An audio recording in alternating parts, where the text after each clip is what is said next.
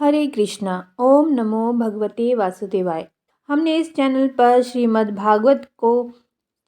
भागवत महापुराण के सभी 12 के 12 स्कंद सुनाने का निर्णय लिया है। जो भी महापुराण सुनना पसंद करते हैं वे इस चैनल को सब्सक्राइब करें, लाइक करें और नोटिफिकेशन का बटन भी दबाएं। नारद जी की प्रेरणा से वेद व्यास जी ने श्रीमद् भागवत ग्रंथ लिखा है। श्रीमद् भागवत में 335 अध्याय हैं। यह व्यास जी द्वारा 18 पुराणों में से रचित बहुत श्रेष्ठ पुराण है। श्रीमद् भागवत कथा में 18,000 श्लोक, 335 अध्याय और 12 स्कंद हैं। आप इस चैनल पर सभी स्कंद प्रत्येक स्कंद क्रम अनुसार सुनेंगे। अन्य पुराणों के समान श्रीमद् भागवत ऋषि वेद व्यास द्वारा लिखे गए हैं। ऋषि सुखदेव जी जो वेद व्यास के बेटे थे, उन्होंने श्रीमद् भागवत को राजा परीक्षित को सुनाया था। राजा परीक्षित वो जिनको ऋषि श्रृंगी द्वारा 7 दिनों में तक्षक सांप द्वारा मारे जाने के लिए श्राप दिया गया था। इसमें भक्ति, ज्ञान तथा वैराग्य की महानता को दर्शाया गया है। विष्णु और कृष्ण अवतारों की कथाओं का ज्ञान कराती इस पुराण में सकाम कर्म, निष्काम कर्म, ज्ञान साधना, सिद्धि साधना, भक्ति, अनुग्रह, मर्यादा, दैत, अद्वैत, द्वैत, अद्वैत, निर्गुण सगुण ज्ञान प्राप्त होता है। श्रीमद् भागवत पुराण विद्या का अक्षय भंडार है। यह पुराण सभी प्रकार के कल्याण देने वाला है। यह भक्ति शाखा का अद्वितीय ग्रंथ माना जाता है और आचार्यों ने इसकी अनेक टीकाएं भी की हैं। कृष्ण भक्ति का यह आगार है। साथ ही उच्च दार्शनिक विचारों की भी इसमें प्रचुरता है। परवर्ती कृष्ण काव्य की आराध्या राधा का उल्लेख भागवत में नहीं मिलता। इस पुराण का पूरा नाम श्रीमद् भागवत पुराण है। इसमें 12 स्कंद हैं। पहले स्कंद में बताया गया है कि इस पुराण के प्रथम स्कंद में 19 अध्याय हैं, जिनमें सुखदेव जी ईश्वर भक्ति का महात्म्य सुनाते हैं। भगवान के विविध अवतारों का वर्णन, देवऋषि नारद के पूर्व जन्मों का चित्रण, राजा परीक्षित के जन्म, कर्म और मोक्ष की कथा, अश्वत्थामा का निंदनीय कृत्य और उसकी पराजय, भीष्म पितामह का प्राण त्याग, श्री कृष्ण का द्वारका गमन, विदुर के उपदेश, धृतराष्ट्र, गांधारी और कुंती की तनगमन और पांडवों का स्वर्ग आरोहण के लिए हिमालय में जाना आदि घटनाओं का क्रमवार कथानक के रूप में वर्णन किया गया है, जो कि आप प्रथम स्कंद में सुनेंगे। प्रथम स्कंद से पहले आपको इसके महात्म्य भी सुनाए जाएंगे, जो श्रीमद् भागवत महापुराण के महात्म्य हैं। सबसे पहले आपको वो सुनाएंगे। दूसरे स्कंद का प्रारंभ भगवान के विराट स्वरूप वर्णन से होता है। इसके बाद विभिन्न देवताओं की उपासना, गीता का उपदेश, श्री कृष्ण की महिमा और कृष्ण अर्पणमस्तु की भावना से की गई भक्ति का भी उल्लेख है। इसमें बताया गया है कि सभी जीवात्माओं में आत्मा स्वरूप कृष्ण है। तीसरे स्कंद में उद्धव और विदुर जी की भेंट के साथ प्रारंभ होता है। इसमें उद्धव जी श्री कृष्ण की बाल लीलाओं तथा अन्य लीला चरित्रों का उल्लेख करते हैं। इसके अलावा विदुर और मैत्रेय ऋषि की भेंट, सृष्टि क्रम का उल्लेख, ब्रह्मा की उत्पत्ति, काल विभाजन का वर्णन, सृष्टि विस्तार का वर्णन, वराह अवतार की कथा, दिति के आग्रह पर ऋषि कश्यप द्वारा असमय दिति से सहवास और 2 अमंगलकारी राक्षस पुत्रों के जन्म का श्राप देना, जय विजय का सनत कुमार द्वारा शापित होकर विष्णुलोक से गिरना और दिति के गर्भ से हिरण्याक्ष और हिरण्यकश्यपु के रूप में जन्म लेना, प्रहलाद की भक्ति, वराह अवतार द्वारा हिरण्याक्ष की और नृसिंह अवतार द्वारा हिरण्यकश्यपु का वध, कर्दम देवहूति का विवाह, सांख्य शास्त्र का उपदेश तथा कपिल मुनि के रूप में भगवान का अवतार आदि का वर्णन तीसरे स्कंद में किया गया है। चौथे स्कंद की प्रसिद्धि पुरंजन उपाख्यान के कारण बहुत अधिक है। इसमें पुरंजन नामक राजा और भारत खंड की एक सुंदरी का रूपक दिया गया है। इस कथा में पुरंजन भोग विलास की इच्छा से नवद्वार वाली नगरी में प्रवेश करता है। वहाँ यह यवनों और गंधर्वों के आक्रमण से माना जाता है। रूपक यह है कि नवद्वार वाली नगरी यह शरीर है। युवावस्था में जीव इसमें स्वच्छंद रूप से विहार करता है। 5वें स्कंद में प्रियव्रत, अग्निध्र, राजा नाभि, ऋषभ देवता, भरत आदि राजाओं के चरित्रों का वर्णन है। यह भरत जड़ भरत है, शकुंतला पुत्र नहीं। भरत का मृग मोह में मृगयोनि में जन्म, फिर गंडक नदी के प्रताप से ब्राह्मण कुल में जन्म तथा सिंधु सौवीर नरेश से आध्यात्मिक संवाद आदि का उल्लेख है। इसके पश्चात पुरंजन उपाख्यान की भांति रूपक द्वारा प्राणियों के संसार रूपी मार्ग का सुंदर वर्णन किया गया है। इसके बाद भरतवंश तथा भुवन कोश का वर्णन है। इसके बाद गंगा अवतरण की कथा, भारत का भौगोलिक वर्णन तथा भगवान विष्णु का स्मरण शिशुमार नामक ज्योतिष चक्र द्वारा करने की विधि बताई गई है। छठे स्कंद में यानी कि षष्ठ स्कंद में नारायण कवच और पुंसवन व्रत विधि का वर्णन जन उपयोगी दृष्टि से किया गया है। पुंसवन व्रत करने से पुत्र की प्राप्ति होती है। व्याधियों, रोगों तथा ग्रहों के दुष्प्रभाव से मनुष्य की रक्षा होती है। एकादशी और द्वादशी के दिन इसे अवश्य करना चाहिए। इस स्कंद का प्रारंभ कान्यकुब्ज के निवासी उजामिल उपाख्यान से होता है।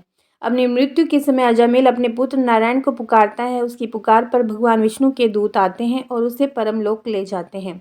भागवत धर्म की महिमा बताते हुए विष्णु दूत कहते हैं कि जो शराबी, मित्रद्रोही, ब्रह्मघाती, गुरुपत्नीगामी और चाहे कितना भी बड़ा पापी क्यों न हो, यदि वह भगवान विष्णु के नाम का स्मरण करता है तो उसके कोटि कोटि जन्मों के पाप नष्ट हो जाते हैं।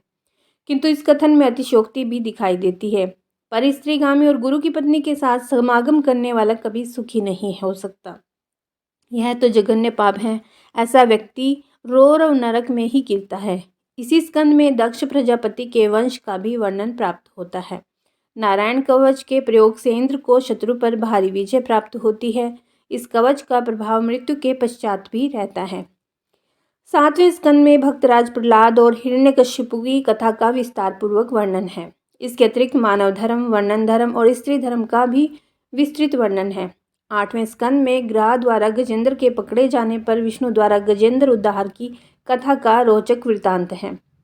नौवें स्कंद में पुराणों के एक लक्षण वंश अनुचरित के अनुसार इस स्कंद में मनु और उनके 5 पुत्रों के वंश इक्ष्वाकु वंश, निमि वंश, चंद्रवंश, विश्वामित्र वंश, पुरुवंश, भरत वंश, मगध वंश, अनुवंश, द्रयु वंश, तुर्वसु वंश और यदु वंश आदि का वर्णन प्राप्त होता है। राम, सीता आदि का विस्तार से विश्लेषण किया गया है। उनके आदर्शों की व्याख्या भी की गई है।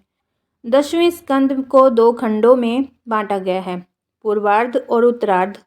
इस स्कंद में श्री कृष्ण चरित्र विस्तार पूर्वक है। प्रसिद्ध रास पंच अध्याय भी इसमें प्राप्त होती है। पूर्वार्ध के अध्याय में श्री कृष्ण के जन्म से लेकर अक्रूर जी के हस्तिनापुर जाने तक की कथा है। उत्तरार्ध में जरासंध से युद्ध, द्वारकापुरी का निर्माण, रुक्मणी हरण, श्री कृष्ण का गृहस्थ धर्म, शिशुपाल वध आदि का वर्णन है। इसी स्कंद में कृष्ण सुदामा की मैत्री की कथा भी दी गई है। एकादश स्कंद में राजा जनक और 9 योगियों के संवाद द्वारा भगवान के भक्तों के लक्षण गिनाए जाते हैं। ब्रह्मवेत्ता दत्तात्रेय महाराज यदु को उपदेश देते हुए कहते हैं कि पृथ्वी से धैर्य, वायु से संतोष और निर्लिप्तता, आकाश से अपरिच्छिन्नता, जल से शुद्धता, अग्नि से निर्लिप्तता और माया, चंद्रमा से क्षणभंगुरता, सूर्य से ज्ञान, ग्राहकता तथा त्याग की शिक्षा ग्रहण करनी चाहिए। यह 11वें स्कंद में लिखा है। 12वें स्कंद में राजा परीक्षित के बाद के राजवंशों का वर्णन भविष्य काल में किया गया है। तो आप इस चैनल पर ये सभी स्कंद सुन पाएंगे। माघ मास अति उत्तम मास है। आपको माघ मास के महात्म का भी इस चैनल पर वीडियो मिलेंगे। तो आप हमारे इस चैनल को लाइक, सब्सक्राइब करें, नोटिफिकेशन का बटन भी दबाएं। हरे कृष्णा, स्वागत है आपका हरि का पंचांग चैनल पर। आज से इस चैनल पर आप श्रीमद् भागवत महापुराण को संपूर्ण सुनेंगे। आज से आरंभ कर रहे हैं हम इसके महात्म्य। ओम गणेशाय नमः। ओम नमो भगवते वासुदेवाय। ओम नमः शिवाय। तो चलिए आरंभ करते हैं। महर्षि व्यास जी कहते हैं, जिनका स्वरूप है सच्चिदानंद घन, जो अपने सौंदर्य और माधुर्य आदि गुणों से सबका मन अपनी ओर आकर्षित कर लेते हैं और सदा सर्वदा अनंत सुख की वर्षा करते हैं, जिनकी ही शक्ति से इस विश्व की उत्पत्ति, स्थिति और प्रलय होते हैं, उन भगवान श्री कृष्ण को हम भक्ति रस का आस्वादन करने के लिए नित्य निरंतर प्रणाम करते हैं। नैमिषारण्य क्षेत्र में श्री सूत जी स्वस्थ चित्त से अपने आसन पर बैठे हुए थे। उस समय भगवान की अमृतमय लीला कथा के रसिक उसके रस आस्वादन में अत्यंत कुशल शौनक आदि ऋषियों ने सूत जी को प्रणाम करके उनसे यह प्रश्न किया। ऋषियों ने पूछा, सूत जी, धर्मराज युधिष्ठिर जब श्री मथुरा मंडल में अनुरुद्ध नंदन वज्र का और हस्तिनापुर में अपने पौत्र परीक्षित का राज्याभिषेक करके हिमालय पर चले गए, तब राजा वज्र और परीक्षित ने कैसे कैसे कौन कौन सा कार्य किया। श्री सूत जी ने कहा, भगवान नारायण, नरोत्तम, नर देवी सरस्वती और महर्षि व्यास को नमस्कार करके शुद्ध चित्त होकर भगवत तत्व को प्रकाशित करने वाले इतिहास पुराण रूप जय का उच्चारण करना चाहिए। शौनक आदि ब्रह्मऋषियों, जब धर्मराज युधिष्ठिर आदि पांडवगण स्वर्ग आरोहण के लिए हिमालय चले गए, तब सम्राट परीक्षित एक दिन मथुरा गए। उनकी इस यात्रा का उद्देश्य इतना ही था कि वहां चलकर वज्रनाभ से मिलजुल आए। जब वज्रनाभ को यह समाचार मालूम हुआ कि मेरे पिता तुल्य परीक्षित मुझसे मिलने के लिए आ रहे हैं, तब उनका हृदय प्रेम से भर गया। उन्होंने नगर से आगे बढ़कर उनकी अगवानी की, चरणों में प्रणाम किया और बड़े प्रेम से उन्हें अपने महल में ले आए। वीर परीक्षित भगवान श्री कृष्ण के परम प्रेमी भक्त थे। उनका मन नित्य निरंतर आनंद घन श्री कृष्णचंद्र में ही रमता रहता था। उन्होंने भगवान श्री कृष्ण के परपौत्र वज्रनाभ का बड़े प्रेम से आलिंगन किया। इसके बाद अंतपुर में जाकर भगवान श्री कृष्ण की रोहिणी आदि पत्नियों को नमस्कार किया। रोहिणी आदि श्री कृष्ण पत्नियों ने भी सम्राट परीक्षित का अत्यंत सम्मान किया। वे विश्राम करके जब आराम से बैठ गए, तब उन्होंने वज्रनाभ से यह बात कही। राजा परीक्षित ने कहा, हे तात, तुम्हारे पिता और पितामहों ने मेरे पितामह को बड़े बड़े संकटों से बचाया है। मेरी रक्षा भी उन्होंने ही की है। प्रिय वज्रनाभ, यदि मैं उनके उपकारों का बदला चुकाना चाहूँ तो किसी प्रकार नहीं चुका सकता। इसीलिए मैं तुमसे प्रार्थना करता हूँ कि तुम सुखपूर्वक अपने राजकाज में लगे रहो। तुम्हें अपने खजाने की, सेना की तथा शत्रुओं को दबाने आदि की तनिक भी चिंता नहीं करनी चाहिए। तुम्हारे लिए कोई कर्तव्य है तो केवल एक ही वह यह है कि तुम्हें अपनी इन माताओं की खूब प्रेम से भली भांति सेवा करनी चाहिए। यदि कभी तुम्हारे ऊपर कोई आपत्ति विपत्ति आए अथवा किसी कारणवश तुम्हारे हृदय में अधिक क्लेश का अनुभव हो तो मुझसे बताकर निश्चिंत हो जाना। मैं तुम्हारी सारी चिंताएं दूर कर दूंगा। सम्राट परीक्षित की यह बात सुनकर वज्रनाभ को बड़ी प्रसन्नता हुई। उन्होंने राजा परीक्षित से कहा, वज्रनाभ ने कहा, महाराज, आप मुझसे जो कुछ कह रहे हैं वह सर्वथा आपके अनुरूप है। आपके पिता ने भी मुझे धनुर्वेद की शिक्षा देकर मेरा महान उपकार किया है। इसीलिए मुझे किसी बात की तनिक भी चिंता नहीं, क्योंकि उनकी कृपा से मैं क्षत्रियो उचित शूरवीरता से भलीभांति संपन्न हूँ। मुझे केवल एक बात की बहुत बड़ी चिंता है। आप उसके संबंध में कुछ विचार कीजिए। यद्यपि मैं मथुरा मंडल के राज्य पर अभिषिक्त हूँ, तथापि मैं यहाँ निर्जन वन में ही रहता हूँ। इस बात का मुझे कुछ भी पता नहीं है कि यहाँ की प्रजा कहाँ चली गई, क्योंकि राज्य का सुख तो तभी है जब प्रजा रहे। जब वज्रनाभ ने परीक्षित से बात कही, तब उन्होंने वज्रनाभ का संदेह मिटाने के लिए महर्षि शांडिल्य को बुलवाया। ये ही महर्षि शांडिल्य पहले नंद आदि गोपों के पुरोहित थे। परीक्षित का संदेश पाते ही महर्षि शांडिल्य अपनी कुटी छोड़कर वहां आ पहुंचे। वज्रनाभ ने विधि पूर्वक उनका स्वागत सत्कार किया और वे एक ऊंचे आसन पर विराजमान हुए। राजा परीक्षित ने वज्रनाभ की बात उन्हें कह सुनाई। वज्रनाभ ने विधि पूर्वक उनका स्वागत सत्कार किया और वे एक ऊंचे आसन पर विराजमान हुए। राजा परीक्षित ने वज्रनाभ की बात उन्हें कह सुनाई। इसके बाद महर्षि शांडिल्य बड़ी प्रसन्नता से उनको सांत्वना देते हुए कहने लगे। शांडिल्य जी ने कहा, प्रिय परीक्षित और वज्रनाभ, मैं तुम लोगों से व्रजभूमि का रहस्य बतलाता, तुम दत्त चित्त होकर सुनो। व्रज शब्द का अर्थ है व्याप्ति। इस वृद्ध वचन के अनुसार व्यापक होने के कारण ही इस भूमि का नाम व्रज पड़ा है।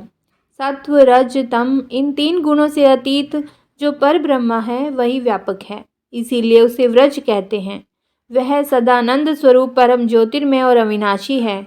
जीवन उन्मुक्त पुरुष उसी में स्थित रहते हैं। इस पर ब्रह्म स्वरूप व्रज धाम में नंद नंदन भगवान श्री कृष्ण का निवास है। उनका एक एक अंग सच्चिदानंद स्वरूप है। वे आत्मा राम और आप्त काम है। प्रेम रस में डूबे हुए रसिक जन ही उनका अनुभव करते हैं। भगवान श्री कृष्ण की आत्मा है राधिका। उनसे रमण करने के कारण ही रहस्य रस के मर्मज्ञ ज्ञानी पुरुष उन्हें आत्मा राम कहते हैं। काम शब्द का अर्थ है कामना अभिलाषा। व्रज में भगवान श्री कृष्ण के वांछित पदार्थ हैं। गौएं, ग्वाल बाल, गोपियाँ और उनके साथ लीला विहार आदि गायें, वे सब के सब यहाँ नित्य प्राप्त हैं। इसी से श्री कृष्ण को आप्त काम कहा गया है। भगवान श्री कृष्ण की यह रहस्य लीला प्रकृति से परे हैं। वे जिस समय प्रकृति के साथ खेलने लगते हैं उस समय दूसरे लोग भी उनकी लीला का अनुभव करते हैं। प्रकृति के साथ होने वाली लीला में ही रजोगुण, सत्वगुण और तमोगुण के द्वारा सृष्टि, स्थिति और प्रलय की प्रतीति होती है। इस प्रकार यह निश्चय होता है कि भगवान की लीला दो प्रकार की है, एक वास्तवी और दूसरी व्यवहारिक की। वास्तवी लीला संवेद है, उसे स्वयं भगवान और उनके रसिक भक्तजन ही जानते हैं। जीवों के सामने जो लीला होती है वे व्यवहारिक की लीला है।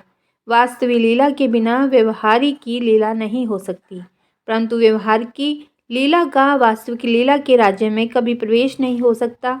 तुम दोनों भगवान की जिस लीला को देख रहे हो वह व्यवहारिक की लीला है। यह पृथ्वी और स्वर्ग आदि लोक इसी लीला के अंतर्गत है। इसी पृथ्वी पर यह मथुरा मंडल है, यही व्रज भूमि है जिसमें भगवान की वह वास्तविक रहस्य लीला गुप्त रूप से होती रहती है। वह कभी कभी प्रेमपूर्ण हृदय वाले रसिक भक्तों को सब ओर दिखने लगती है। कभी 28वें द्वापर के अंत में जब भगवान की रहस्य लीला के अधिकारी भक्तजन यहाँ एकत्र होते हैं, जैसा कि इस समय भी कुछ काल पहले हुआ था, उस समय भगवान अपने अतरंग प्रेमियों के साथ अवतार लेते हैं। उनके अवतार का यह प्रयोजन होता है कि रहस्य लीला के अधिकारी भक्तजन भी अतरंग परिकरों के साथ सम्मिलित होकर लीला रस का आस्वादन कर सकें। इस प्रकार जब भगवान अवतार ग्रहण करते हैं उस समय भगवान के अभिमत प्रेमी देवता और ऋषि आदि भी सब और अवतार लेते हैं। अभी अभी जो अवतार हुआ था उसमें भगवान अपने सभी प्रेमियों की अभिलाषाएं पूर्ण करके अब अंतर ध्यान हो चुके हैं। इससे यह निश्चय हुआ कि यहाँ पहले 3 प्रकार के भक्तजन उपस्थित थे, इसमें कोई संदेह नहीं है। उन तीनों में प्रथम तो उनकी श्रेणी है जो भगवान के नित्य अतरंग पार्षद हैं, जिनका भगवान से कभी वियोग होता ही नहीं। दूसरे वे हैं जो एकमात्र भगवान को पाने की इच्छा रखते हैं, उनकी अतरंग लीला में अपना प्रवेश चाहते हैं। तीसरी श्रेणी में देवता आदि हैं। इनमें से जो देवता आदि के अंश से अवतीर्ण हुए थे उन्हें भगवान ने व्रजभूमि से हटाकर पहले ही द्वारका पहुंचा दिया था। फिर भगवान ने ब्राह्मण के श्राप से उत्पन्न मूसल को निमित्त बनाकर यदुकुल में अवतीर्ण देवताओं को स्वर्ग में भेज दिया और पुनः अपने अपने अधिकार पर स्थापित कर दिया, तथा जिन्हें एकमात्र भगवान को पाने की इच्छा थी उन्हें प्रेम आनंद स्वरूप बनाकर श्री कृष्ण ने सदा के लिए अपने नित्य अतरंग पार्षदों में सम्मिलित कर लिया। जो नित्य पार्षद हैं वे यद्यपि यहाँ गुप्त रूप से होने वाली नित्य लीला में सदा ही रहते हैं, परंतु जो उनके दर्शन के अधिकारी नहीं हैं ऐसे पुरुषों के लिए वे भी अदृश्य हो गए हैं। जो लोग व्यवहारिक लीला में स्थित हैं वे नित्य लीला का दर्शन पाने के अधिकारी नहीं हैं। इसीलिए यहाँ आने वालों को सब और निर्जन वन सुना ही सुना दिखाई देता है, क्योंकि वे वास्तविक लीला में स्थित भक्तजनों को देख नहीं सकते। इसीलिए वज्रनाभ तुम्हें तनिक भी चिंता नहीं करनी चाहिए। तुम मेरी आज्ञा से यहाँ बहुत से गांव बसाओ, इससे निश्चय ही तुम्हारे मनोरथों की सिद्धि होगी। भगवान श्री कृष्ण ने जहाँ जैसी लीला की है उसके अनुसार उस स्थान का नाम रखकर तुम अनेकों गांव बसाओ और इस प्रकार दिव्य व्रजभूमि का भलीभांति सेवन करते रहो। गोवर्धन, दीर्घपुर, मथुरा महावन जिसे गोकुल भी कहते हैं, नंदीग्राम, नंदगांव और वृत सानु, बरसाना आदि में तुम्हें अपने लिए छावनी बनवानी चाहिए। उन स्थानों में रहकर भगवान की लीला के स्थल, नदी, पर्वत, घाटी, सरोवर और कुंड तथा कुंजवन आदि का सेवन करते रहना चाहिए। ऐसा करने से तुम्हारे राज्य में प्रजा बहुत ही संपन्न होगी और तुम भी अत्यंत प्रसन्न रहोगे। यह व्रजभूमि सच्चिदानंदमय है, अतः तुम्हें प्रयत्न पूर्वक इस भूमि का सेवन करना चाहिए। मैं आशीर्वाद देता हूँ, मेरी कृपा से भगवान की लीला के जितने भी स्थल हैं सबकी तुम्हें ठीक ठीक पहचान हो जाएगी। वज्रनाभ, इस वज्र भूमि का सेवन करते रहने से तुम्हें किसी दिन उद्धव जी मिल जाएंगे। फिर तो अपनी माताओं सहित तुम उन्हीं से इस भूमि का तथा भगवान की लीला का रहस्य भी जान लोगे। मुनिवर शांडिल्य जी उन दोनों को इस प्रकार समझा बुझाकर भगवान श्री कृष्ण का स्मरण करते हुए अपने आश्रम पर चले गए। उनकी बातें सुनकर राजा परीक्षित और वज्रनाभ दोनों ही बहुत प्रसन्न हुए। जय जय श्री कृष्णा। ओम नमः शिवाय। ओम नमो भगवते वासुदेवाय। श्री कृष्ण की कृपा आप सभी पर बनी रहे। यह था श्रीमद्